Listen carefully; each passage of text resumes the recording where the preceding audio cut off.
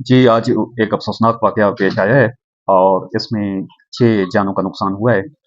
इब्तदाई मालूमात के मुताबिक एक ख़ातून ने अपने हस्बैंड को भी कत्ल किया है, अपने 4 बच्चों की भी जान ली है और फिर खुदकुशी कर ली है। वक़ूआ पे पुलिस पहुँची है, मैं खुद भी वहाँ पे गया हूँ और क्राइम सीन का मुआयना किया है। क्राइम सीन के मुताबिक और जो हमने इन्वेस्टिगेशन की है और वहाँ पे मालूमात ली गई हैं, तो उसमें नशावर चीज़ इस्तेमाल हुई है, नशावर गोलियों का इस्तेमाल किया गया है खाने में और जब वो सो गए हैं, बच्चे सो गए हैं, हस्बैंड सो गया है, तो सोते हालत में उनको कत्ल किया गया है, फिर खातून ने उनको कत्ल किया है, वेपन भी उसके हाथ में था। तो ये इस अफ़सोसनाक वाक़ये की तफ़सील। उसके वालिद ने दी, यानी जो मुतवफ़्फ़ी नवीद है, नवीद अरई, उसके वालिद बशीर अरई ने भी, यहाँ के खजूर मंडी के वो सदर भी हैं, उन्होंने पुलिस को इत्तला दी और उसकी इत्तला पे पुलिस पहुँची है।